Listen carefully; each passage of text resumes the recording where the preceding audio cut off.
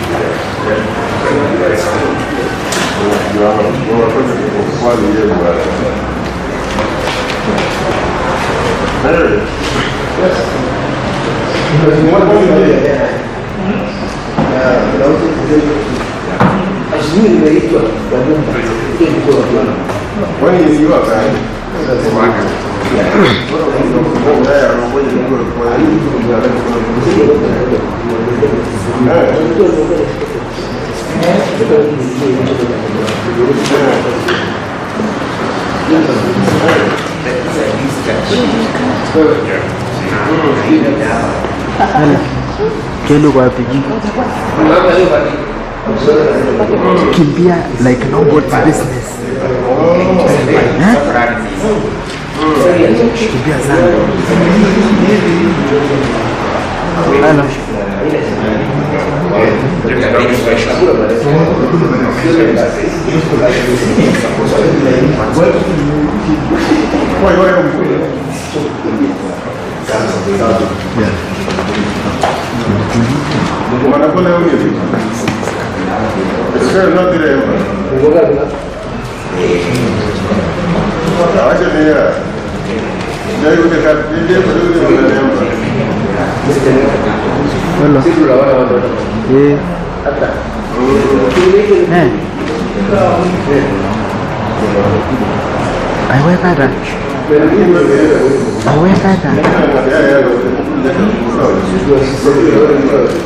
Oh, ni sawa ingawa kuna zingine kwa dini.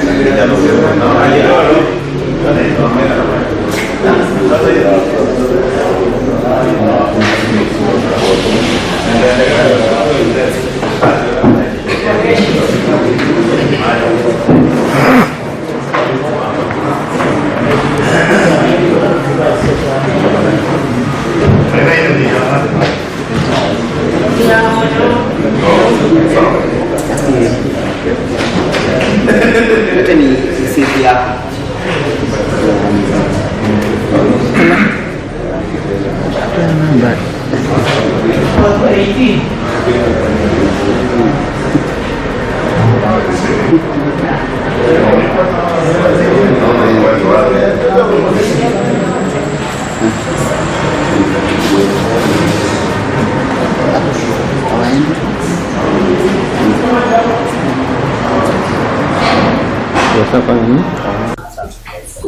the reason why unaona hii shati iko hivi, it's because yesterday I was walking around Haile Selassie Avenue, just walking hata kwa traffic huko, when a group of more than 20 policemen accompanied by the OCPD Central Police Station, they came, they started to beat me up, wakanarudia hii shati, they dragged me from Haile Selassie hivi mpaka Tomboya mpaka kwa bomb blast, and they took my phone. That is the second phone that had been taken. Later I went to I&M and quickly replaced the phone. Do you know what I found in the phone? TikTok yangu wamesha tampa nayo, and this is what they had, this is what they have written in the phone. Wameniita ati badala ya jina yangu sasa ni ng'ombe. You see just how mischievous these people can get. Na wamevuta all the data hizo za ule mama mwenye nilichukua, ule mama mwenye amenyang'anywa 1.6 billion, na huyu mzee wa CEO, the CEO Cooperative Bank, the CEO Cooperative Bank, Mr. Muriuki, because he's doing a massive cover-up. He has bribed the whole system from top to bottom, and our police are very corrupt. For example, right now, when I gave the cash bail of 50,000 shillings, it was paid for me by Macarena. There is no receipt ya cash bail. Mpaka saa hii tunaingojea. OCS was planning to take the money. Now he can't produce the money. He has to go to take it from somewhere else, because they thought we were not going to come to court today. Walikuwa wanataka ikae kama ni bribe. But us, we insisted we are coming today.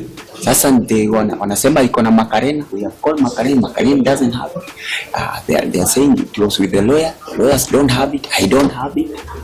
So we are wondering the kind of system that we have. The police have to reform. It is not magical that Ojwang was killed in these police stations. See it by mistake. It was the result of a systemic decline in police standards.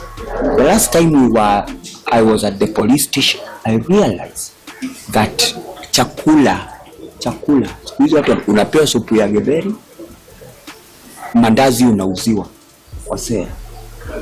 So I wondered, na wale hawana pesa wanakula nini uko ndani? So as for this mama, people are saying that she is mad. If you listen to that clip, utasikia anasema ya kwamba she is now going to the anti-bank fraud unit. A mad woman, how can he conceive such things and even write the petition to the anti-banking fraud unit, blah blah blah? Madness. Mtu mwenye ni mad hawezi akafanya vitu kama hizo. And the story she gave has been collaborated by more than 10 people have called me to say that this woman used to work for export trade. Now she had people under her, and all these people, this woman, they are responsible people. Well, huyu mama si wazimu, and the CEO Cooperative Bank, Mr. Muriuki, is a thug kabisa. I will just say vizuri kabisa, that man is a thug. At the risk of being charged with anything, I would rather be charged. And the people who are depositing money with cooperative, they should be very, very careful who is the head of that bank, because simu zangu mbili zimechukuliwa, not one, two. Yani this is the deliberate thuggery. Yesterday the OCPD was there. No, not only was he there, but I even grabbed him to receive protection. Akanirushanisha, alafu akaambia hao polisi wanipige. Now, if I was guilty, why was I not arrested? Usually, when the police want to find you in a crime spot or doing something bad, they arrest you. They take you to the police station. Why was I not arrested and taken to a police station? It is thugs are the ones who beat you, wanakurudia nguo and take your phone. So that is it. Today we are facing the charges that they have. Last time the DPP rejected the file. Sema the charges do not hold any water. Leo sijui kama wanakuja ama hawakuji. They might even be afraid because the charges are frivolous.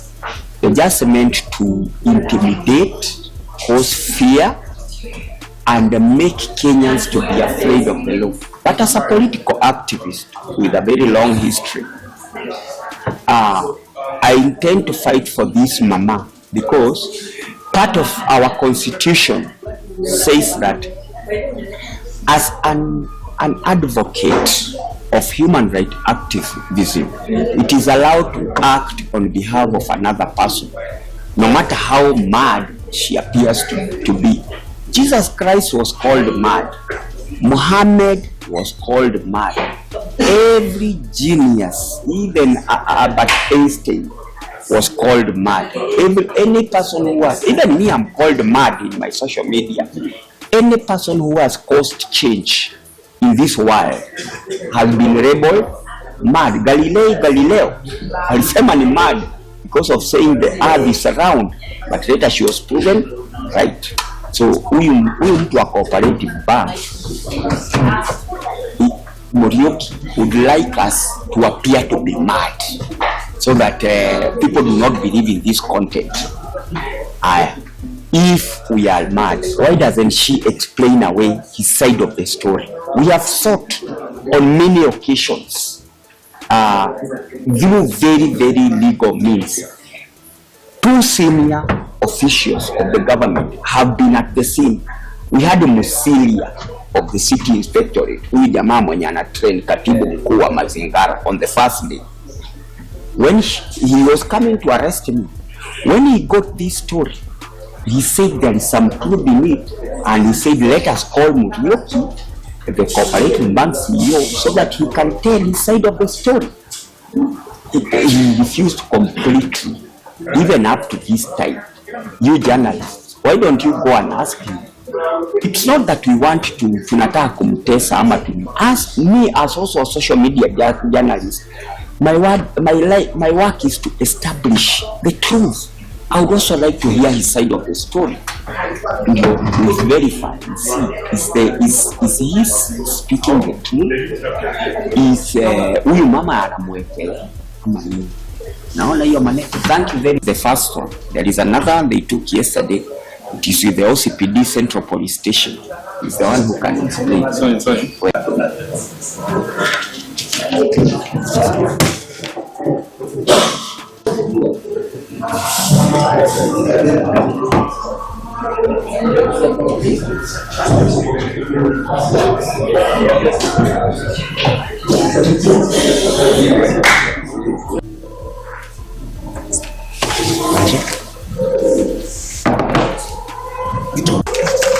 Of the year 2025, Josephat GITONGA Kinya, Josephat GITONGA Chanya.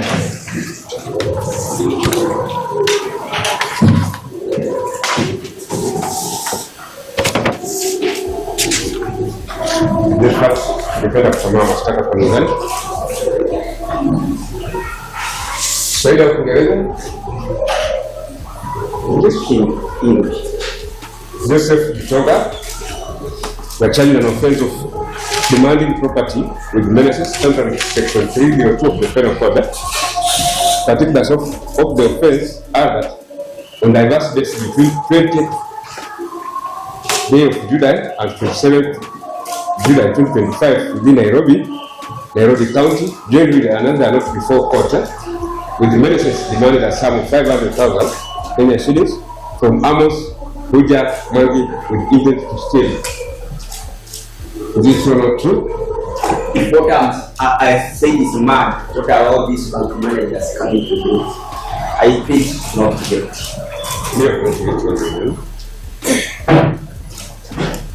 Your Honor, my name is Yushin Emori. Yes. May you please be on record, my learned colleague is a black woman. Sorry, your name again?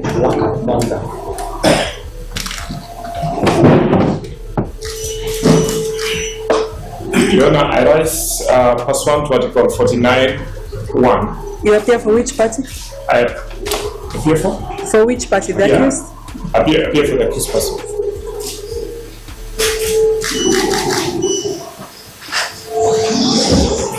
Your Honor, I rise pursuant to Article 49(1)(h) of the Constitution of Kenya. For Mr. Joseph GITONGA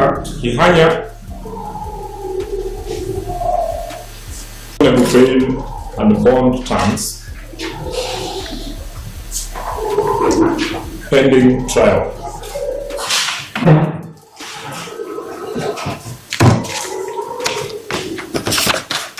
Your Honor, Article 49(1)(h) of our Constitution unequivocally states an arrested person has the right to be released on bond or bail on reasonable conditions pending a charge or a trial, unless there are compelling reasons not to be released.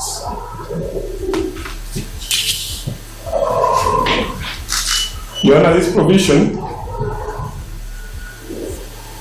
makes bail a constitutional right, not a privilege. Your Honor, the burden lies squarely upon the prosecution to prove existence of compelling reasons to justify denial of this constitutional right.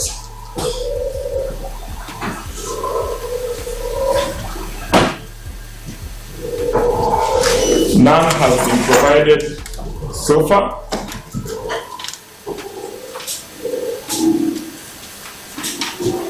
And none can be conferred upon this non-violent man, humble man,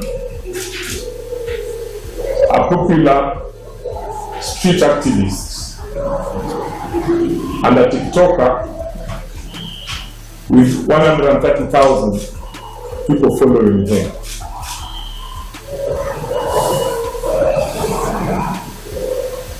Your Honor, Mr. Kihanya is not a flight risk.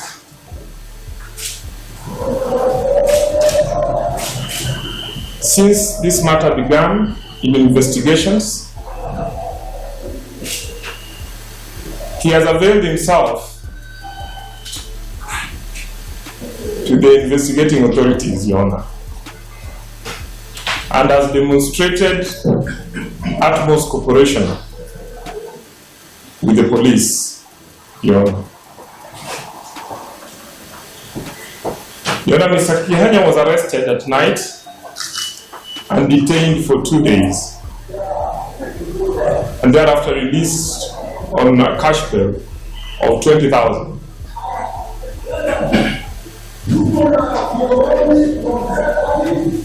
and he did not attempt to abscond. There is no evidence before the court so far that is a flight risk, Your Honor. Your Honor,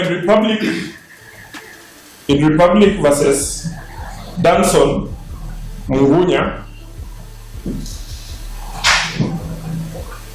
and another, 2010, and I quote, Your Honor, the primary factor before the court in an application for bail should be whether the accused person will attend trial if granted bail.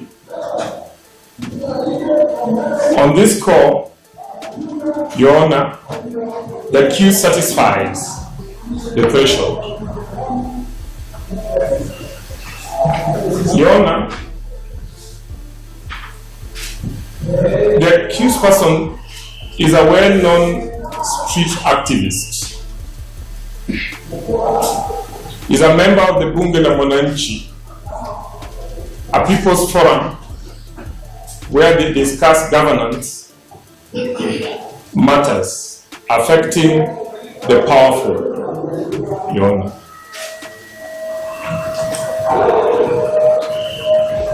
Is an interest commentator, public interest commentator, and is on TikTok, Facebook, and Twitter, talking about governance issues, talking about corruption-related issues. And it has a huge social media following, a family of 130,000 on TikTok alone. Mr. GITONGA is not a man who can disappear into obscurity or flee from justice.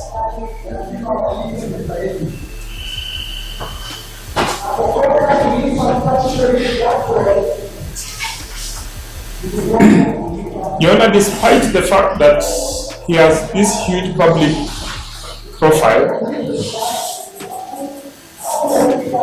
Mr. GITONGA is an indigent citizen.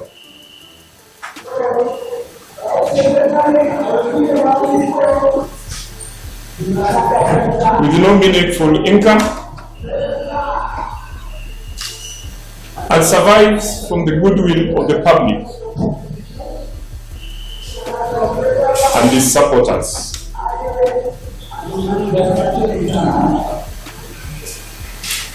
It might be important to bring to the attention of the court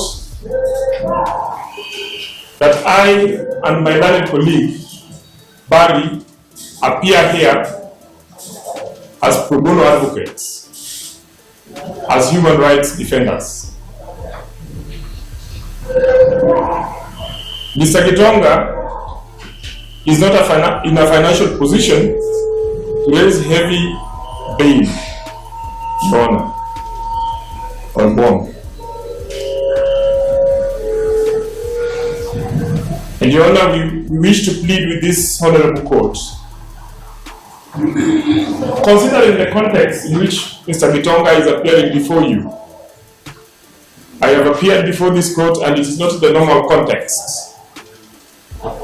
It is a context in which part of your audience is draped in expensive suits, bank managers who have come to witness you send Mr. GITONGA to court, to jail. And they have not just come alone, they have come with a battery of journalists to cover it and show it on Prime News on how Mr. GITONGA is indignified, how he is silenced, and how his 130,000 followers from today will not listen from him again because he touched the powerful. Your Honor, in Republic versus Joktan, Mayande, and 3 others, 2020 EKLR. The court held as Quotation again. follows. Just come again on the quotation. The Republic versus Joktan Mayende and 3 others. 2020. The court held as follows. Bail should not be used as a tool for the rich. Where the accused is indigent, like the man standing before you. Ever since I knew him, he has 2 coats, this one and a red coat, and torn clothes. Where the accused is indigent, the court must take judicial notice that status of that status and set bail accordingly, Your Honor.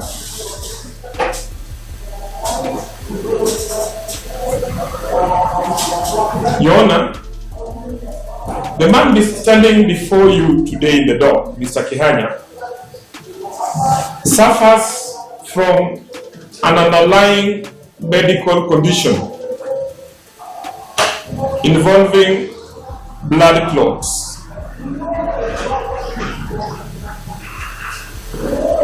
For which he underwent a surgery.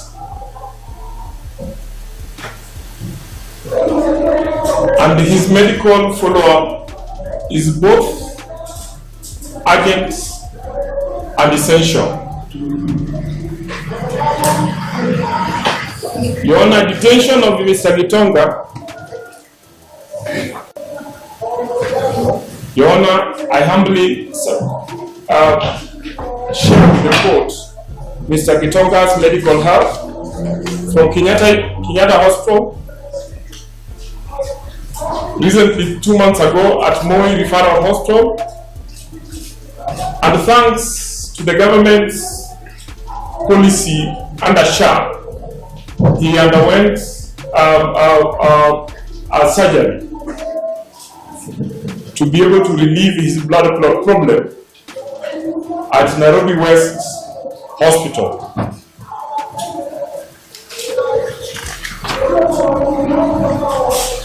And Your Honor, the medical records will speak for themselves of a sick man standing before you. Your Honor, Article 43(1)(a) of the Constitution affirms the right of every person to the highest attainable standard of health.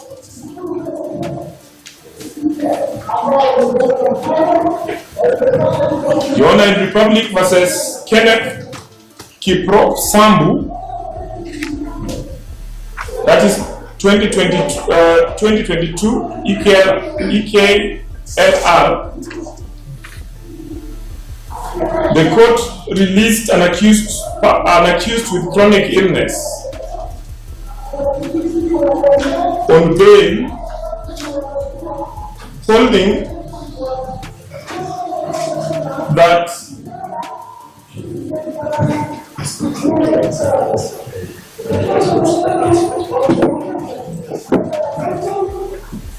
Your Honor, I've just asked that the accused be asked because his problem is with the knee, with the leg, if he's comfortable, or if he may need to sit down. You can start? Yeah. If Your Honor allows that he sits down, because the clot is actually on his left leg. Your Honor, the case I mentioned, the court held that where the health of an accused person is at risk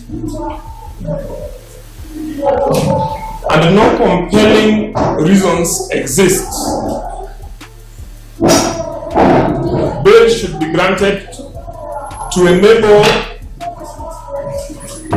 enable access to continued treatment. Your Honor, as I move towards the end, looking at the nature of offense and circumstances of the matter before you, Your Honor. The charge facing the accused is demanding property with menace under Section 302 of the Penal Code. The gentleman who the accused is accused of having demanded with the menace from is Amos Kunja Mwangi, who called the accused and introduced himself as a hawker. Today, the court is full of bank managers draped in suits with a battery of journalists mobilized to cover a process to indignify a humble man. This offense is bailable.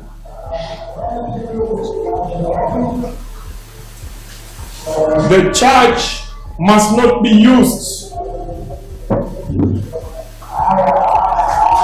by the Cooperative Bank of Kenya influencing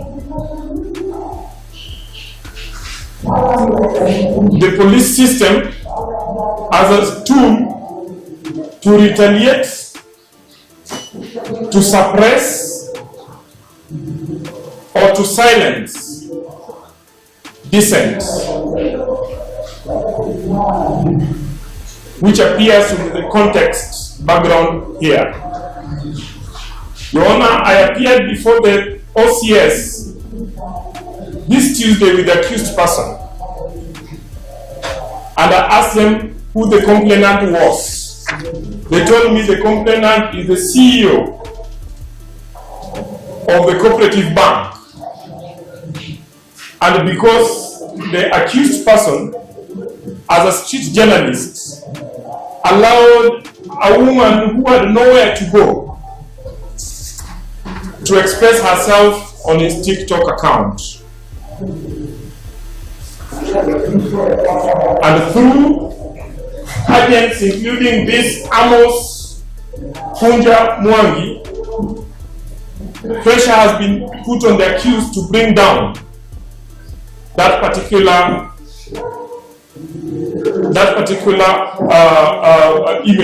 video from his account. The consequences is that he is charged strategically on a Friday. Your Honor, in Republic versus Patias Gichobi Njogu, 2019, PKLR, the court cautioned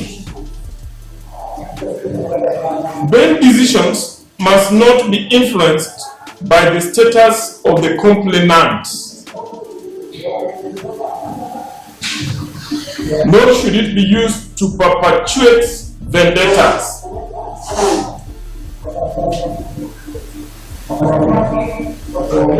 We therefore appeal, Your Honor, that you treat this case with judicial caution.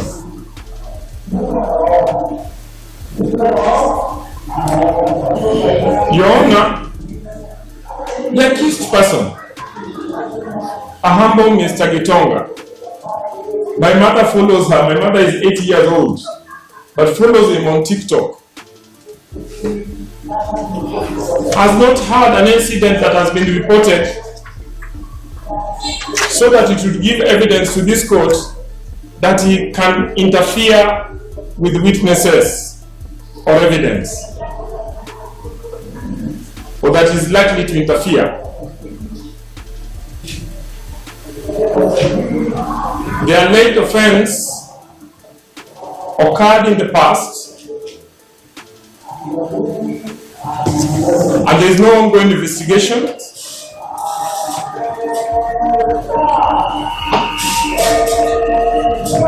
And therefore, we urge the court to find that the accused person has no ability to interfere with the investigation of witnesses. Your Honor, in comparative jurisprudence, S versus Acheson, 1991, 2 SA 805, in bracket NM, it can show justice would be prejudiced.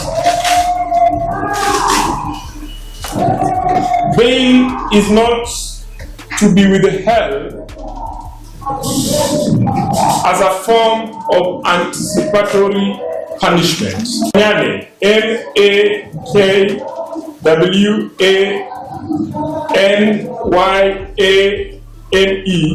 and another versus the states. 1995, Your Honor.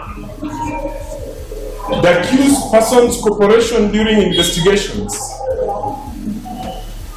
his indigent status and medical condition, and also considering his non-violent nature and the non-violent nature of the offense, and the apparent political and retaliatory undertones in this case and this charge, we respectfully urge this honorable court to release Mr. Joseph GITONGA Kihanya on a personal bond, or alternatively on a modest cash bail with the usual reporting conditions. Cash bail that we will raise for him here in court.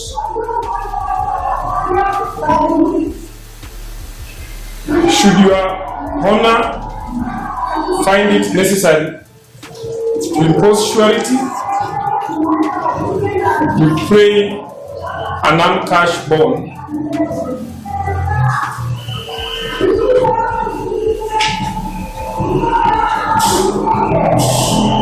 of a figure that is reasonable. Your Honor, let's sit the ground. Thank you so much, Your Honor. I'll endeavor to be very brief. Your Honor, I first point of the lowly and the destitute. I also quote another verse from the good book before I endeavor to go on the legal aspects. The book of Proverbs chapter 31 verse 8 and 9, it says, "Speak out for those who cannot speak, for the rights of all the destitute. Speak out, judge righteously, defend the rights of the poor and the needy." Well, I stand here before you to do exactly that. Mr. GITONGA is a poor man. He was not able to afford an advocate. We came in to stand in for him, and I know our reward will be the good Lord. As I move to the law bit of it, Your Honor, I would only mention one case law and then endeavor to speak on the circumstances of this case. I'll rely on the case of Ruto Serem versus the Republic. It's a very common case by Justice Murray J. It's a 2020 case, EKLR. The good judge stated, the conditions for bail must be such as the accused in the particular case is able to meet. So that grant of bail is not a backdoor denial of liberty, contrary to and a mockery of Article 49(1)(h) of the Constitution, since the accused person is generally presumed innocent unless or until proved guilty. Your Honor, my learned friend has spoken on the probability of the accused person appearing during hearing. On the 30th of July this year, 2025, The accused person was brought to this court. In as much as he was not charged, he was taken back to Central Police Station. At the station, he was granted a cash bail of 20,000 shillings.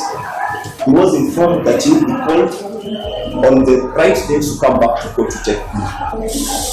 When the accused person was called, he arrived in this court very early today this morning. This already indicates to us that he will not be applied this at all. He always appear to conditions placed by court, and he always appear during the trial process, Your Honor. Still in the case of Kipruto Selem versus Republic, the good judge stated that what is reasonable in terms of bail and bond should be determined by reference to the facts and circumstances of each prevailing case.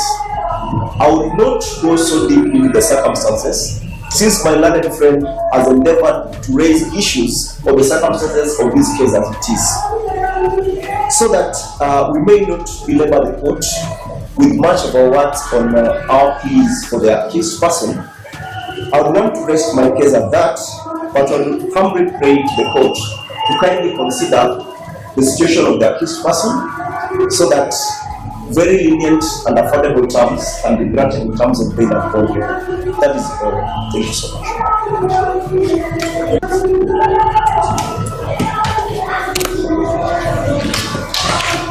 Yes, Your Honor. As the prosecution at no point are we intending to object to the cash bail and bond terms to be granted to the accused person today.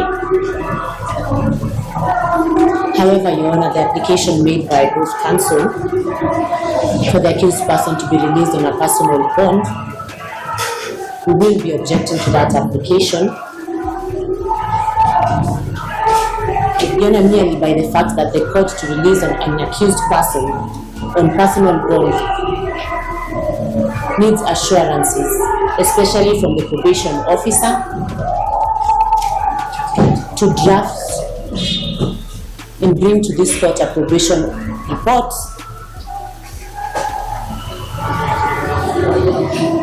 indicating the social and community ties of the accused person,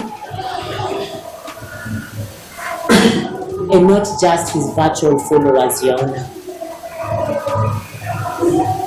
The court also needs to be informed about the willingness of his family to ensure his attendance before court and the general suitability of the accused person to be released on free bond.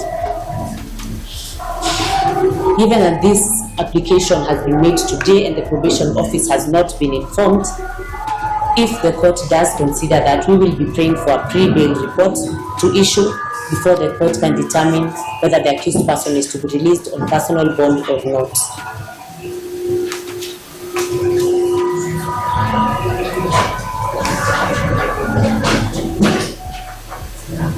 Your Honor, in as much as we are not opposed to a cash bail or bond being granted to the accused person, today we will be making an application. We will be making an application to seek orders restraining the accused person pursuant to the inherent jurisdiction of this honorable court to ensure the administration of justice.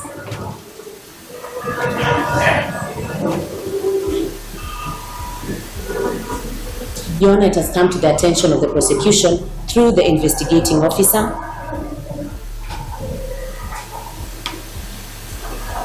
that the accused person has been posting, publishing,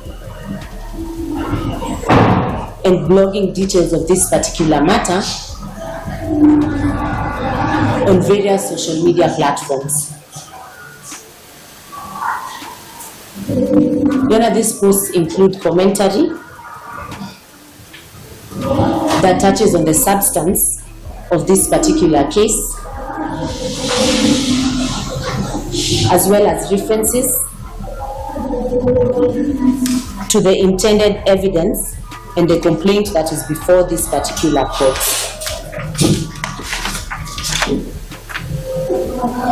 Your Honor, as their counsel, his counsel, has stated before this court by their own admission that the accused person is a popular, emphasis on the popular, Your Honor, street activist.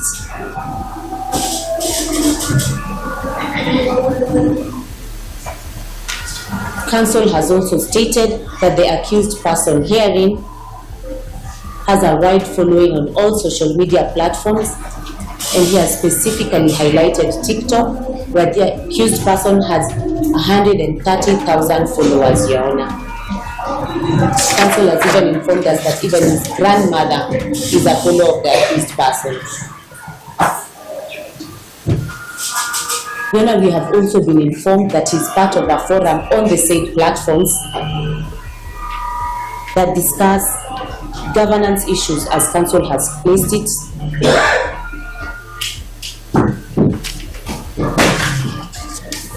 And Your Honor, given the same, we would like to highlight before this court instances in which the accused person, that is one Joseph GITONGA, through his username on TikTok, GITONGA Archives, has on various occasions published information with regards to this particular case. And thereafter, Your Honor, his videos have been republished by various users among his 130,000 followers on TikTok.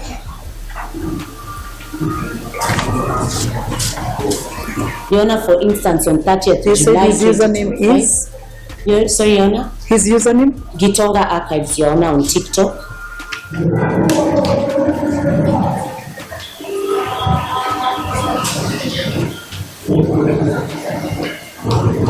Your Honor, for instance, on 30th July, the accused person posted various photos, various videos, and commented with regards to this particular matter, which were then republished or reposted by other TikTok users. For instance, Pashwa TV reposted the said video, and Rich Kid Wizzy KE also reposted the same videos, among other users, Your Honor.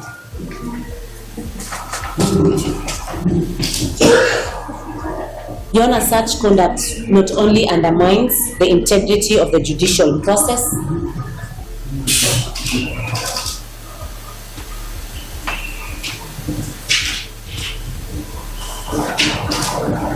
but also poses a great risk of subjudice.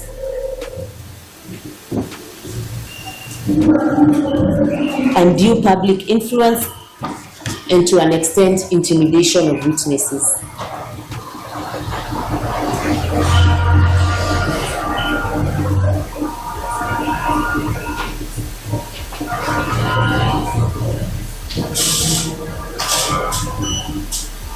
Your Honor, it also threatens to prejudice the fair trial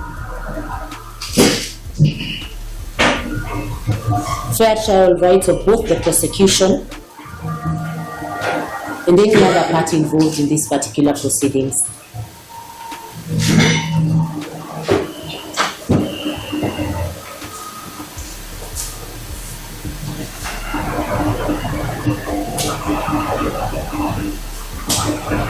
Your Honor, we are therefore making an application before this Honorable Court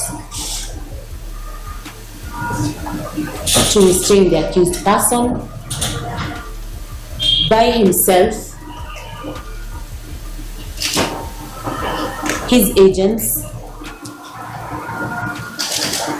or any other person that will be acting on his behalf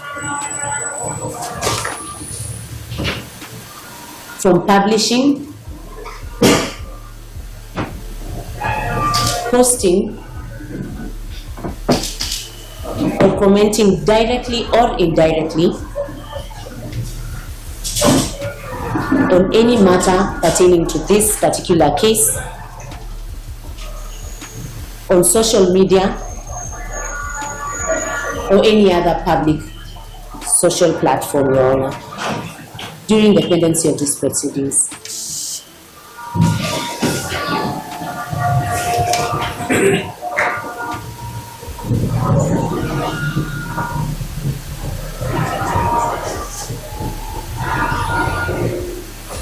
Just as Council, Your Honor, we will be relying on case laws and provisions of the law.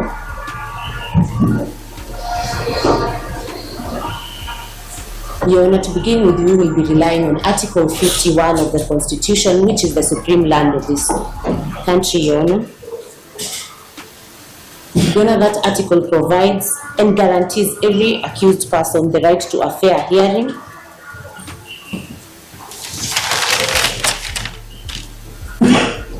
and it is our submission, Your Honor,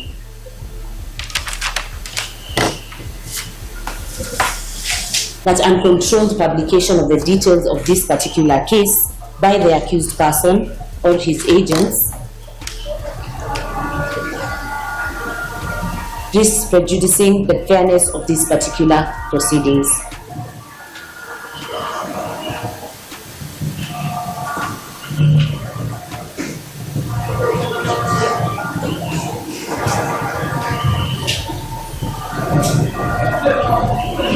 Your Honor, additionally, Section 10 of the Judicature Act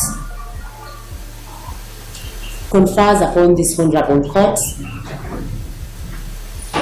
the inherent jurisdiction to make such orders as may be necessary to prevent abuse of its process and to ensure the ends of justice are met.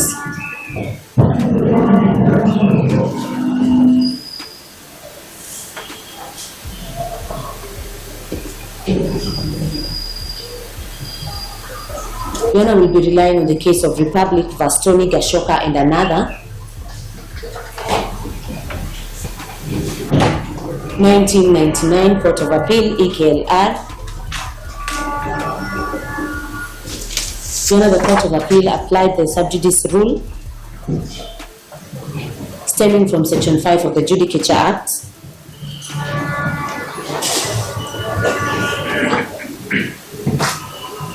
to penalize persons who published prejudicial material about an active case.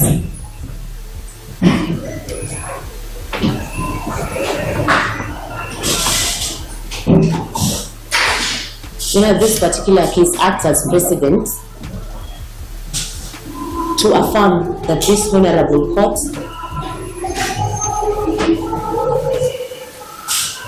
has both the jurisdiction and may exercise its inherent powers to protect the integrity of ongoing proceedings.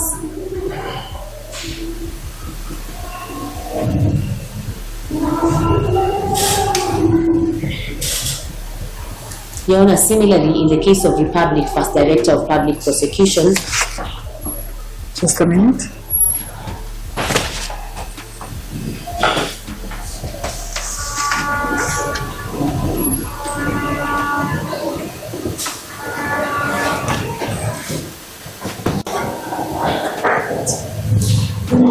The current proceedings against their accused person have been instigated by the Cooperative Bank of Kenya. I wish to refer the court to Article 157.10 of the Constitution. Counsel, you need to slow down. I'm writing. Sorry, yes, committee. Sorry, Your Honor, just for clarity.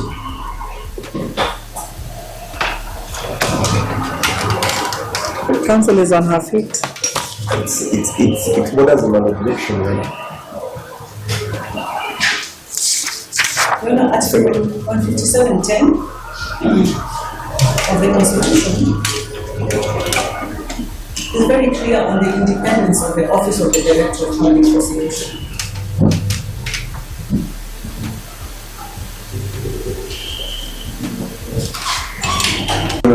Your Honor, I'll still attempt to be very brief. I'll start from the very last tweets of our submissions, and she has asked the Honorable Court to grant strict terms in terms of bond bail. Your Honor, I would state that very many authorities have come to state that if an Honorable Court grants stringent terms, it by its very nature shows that it's a pretrial punishment to the accused person. I will not really belabor that point, but I will still state that since the accused person, as we've proved to the Honorable Court, is a whistleblower, granting of stringent or strict terms would be a serious or a really big blow to whistleblowers and to any other human rights activists outside them. And such sacred voices would really be silenced out of fear of pretrial detention and even imprisonment. I believe that the court has a central and even cardinal role or duty to play in the fight for the protection of the rights and liberties of individuals as guaranteed by the Constitution. Your Honor, before I endeavor to put in any response to an application that has been made by learned counsel for the prosecution and for the complainant, I humbly submit this, Your Honor.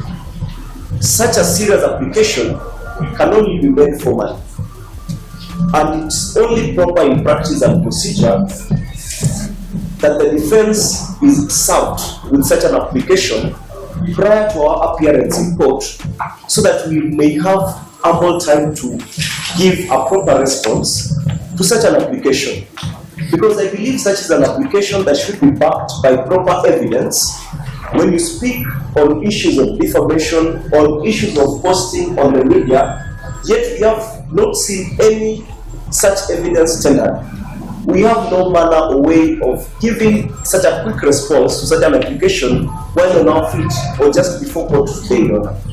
I'll also grant a chance to my colleague to also respond to that, but that is my position as it stands. Your Honor, as I sit down, I only humbly want to reiterate that our main plea to court, or our real application to court this morning, was not just for bail, as bail is a right that is provided for under Article 49(1)(h) of the Constitution. And we were not even fighting that there could have been compelling reasons why the accused person would have been denied, because there is no affidavit that has been availed to show that, or any application for denial of bail. What we were applying for was simply for leniency and affordability of the bail, considering the circumstances of the accused person, his status as a poor person who is not able to fend for himself, not for a family. He doesn't even have a wife. The wife ran away just because he's a poor man. Your Honor, that is all I wish to submit as at this point. I give the rest of my time to my colleague. Yes, Your Honor, briefly, in addition to the submissions of my learned friend, in reply to the prosecutions and the counsel for the complainant, made this court. I oppose the application by the prosecution seeking to restrain the accused person, Mr. Joseph GITONGA Kihanya,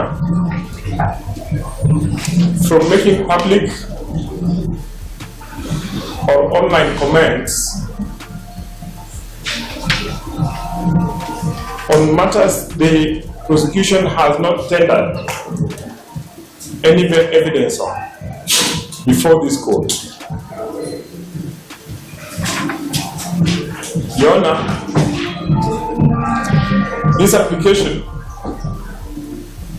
is not only unfounded in law,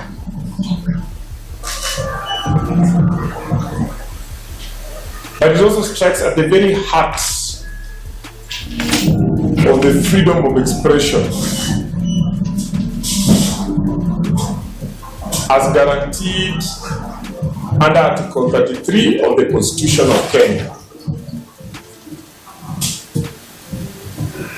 The same article, Your Honor, provides that freedom of expression includes the right to seek, receive,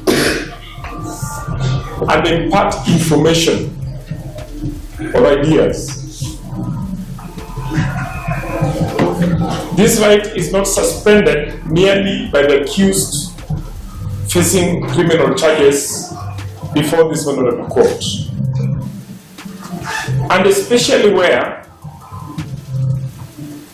as has been admitted by both the prosecution and the counsel for the complainant, the alleged conduct touches on the matters of public interest, touches on the matters of power, and touches on the matters of potential abuse by high-profile individuals.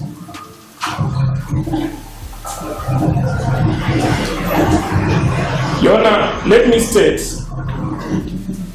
that the defense is not asking for a blanket check to defame or scandalize this court.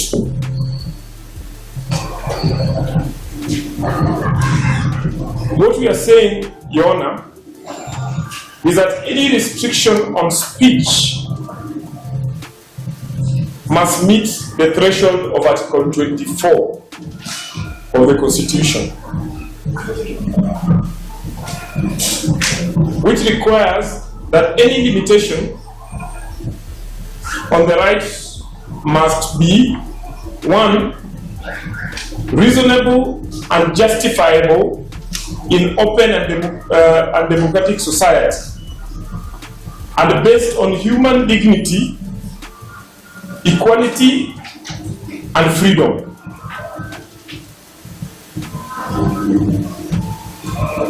Mr. Gitonga's only media that he can speak to is TikTok.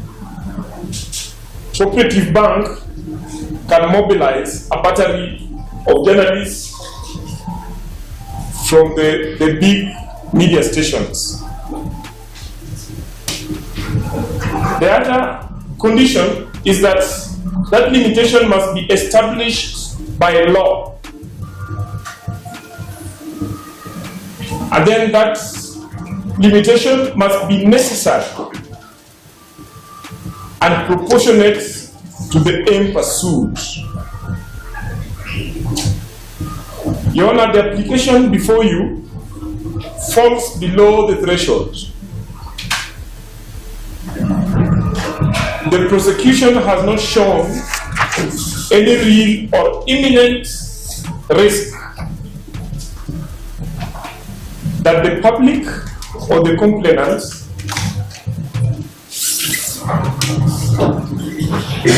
may suffer from the public commentaries of Mr. Gitonga, or that his commentaries may prejudice the administration of justice. No specifics, no evidence has been shown before this court. What I hear is the fear that Mr. Gitonga might speak about the Cooperative Bank of Kenya and its CEO.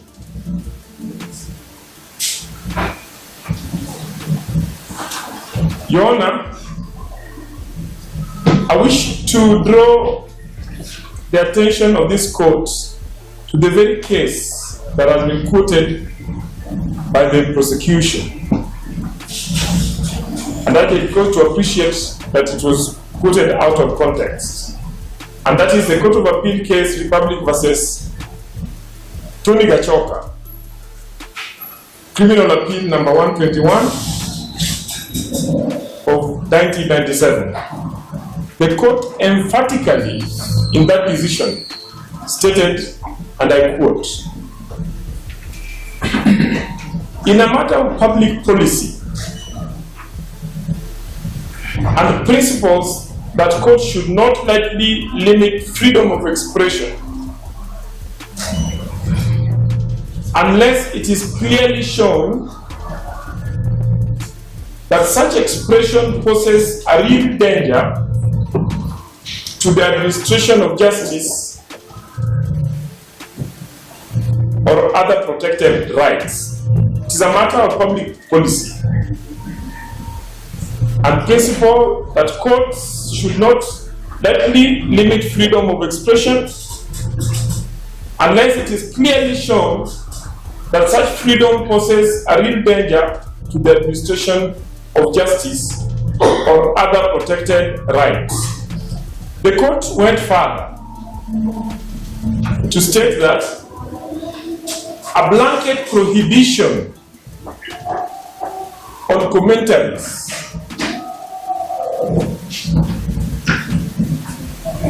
touching on matters before the court is a disproportionate response,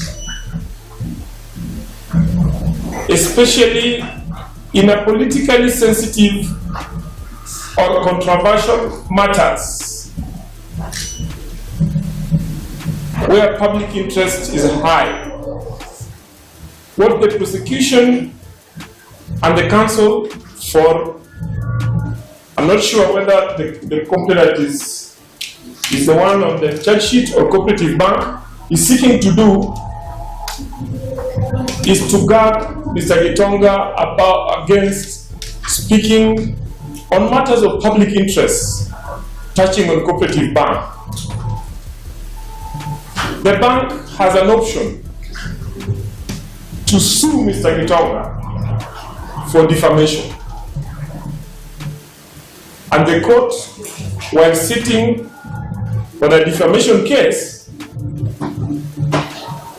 may consider whether or not to gag Mr. GITONGA. Similarly, Your Honor, the South African case, State versus Mama Bolu, 2001, Zach 17. The citation again? State versus Mama Bolu. Mama Bolu is MAMABOLO 201.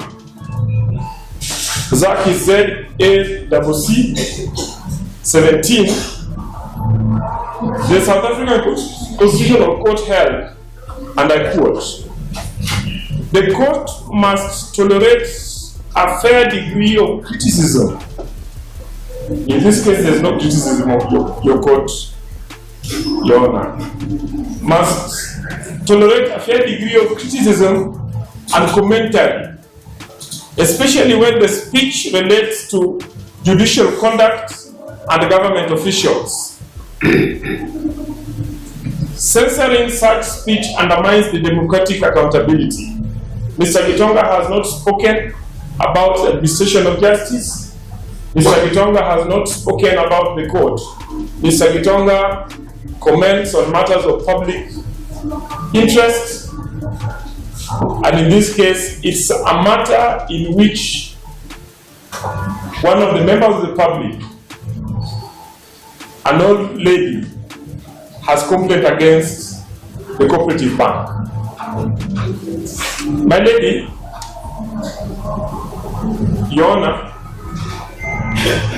turning to the facts of this matter,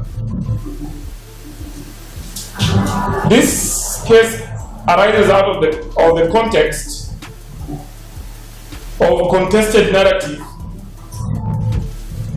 involving the CEO of Cooperative Bank,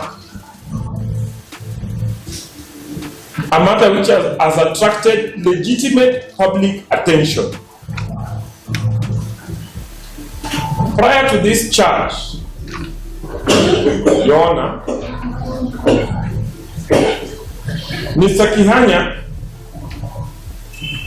received calls, threats, and inducement. One of them was actually sent in my presence. They sent him 10,000 shillings and called him about the TikTok. I told him, return that money because these people are setting you up. From individuals claiming to be associated with the CEO of Cooperative Bank and his allies. He returned the 10,000 shillings in my presence, and at that time we avail that evidence, which suggests a man acting in good faith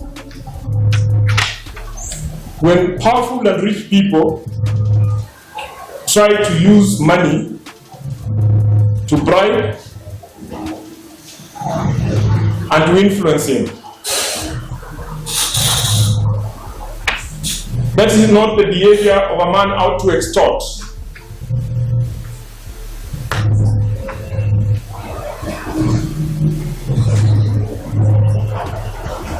The matters that form context of this case, Your Honor, are matters that the public is entitled to discuss. And Mr. Kihanya, like any citizen, is entitled to defend himself in the court of public opinion within the bounds of decency and law, especially when the CEO of a Tier 1 bank mobilizes all resources under his control, as can be seen in this court today, to destroy him. It is like using a hammer to destroy a mosquito. Your Honor, I am just about to finish. What is happening here, Your Honor, is an attempted gag of the accused. It is an attempted, it is weaponizing the criminal justice system to silence a critical voice. That is not the purpose of the bail proceedings, Your Honor, or a criminal prosecution.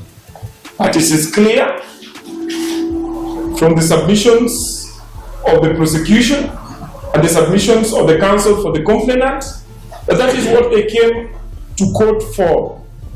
And if you give them that, then this bank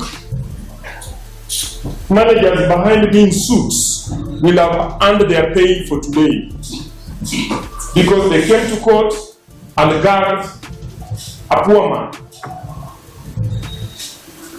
If the state or the complainant feels aggrieved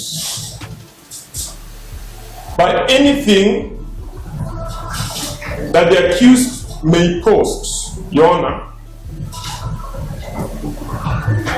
the remedy lies not in preemptive guard by this court, but rather in a civil claim for defamation or contempt, both which have defined procedures and standards, just as my learned friend Barry Black has mentioned. We therefore respectfully urge this honorable court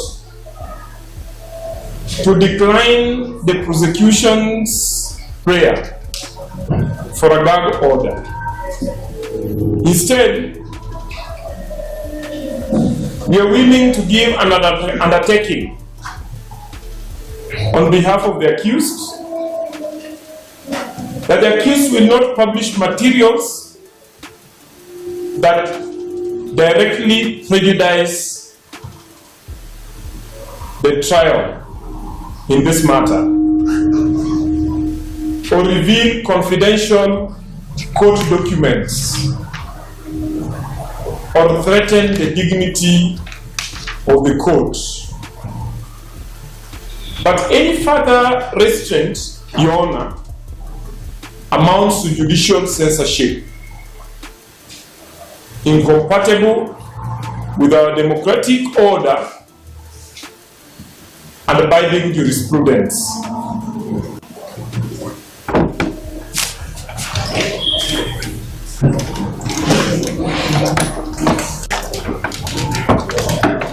So it is now 1:34 p.m. I come back for the ruling at 3 p.m.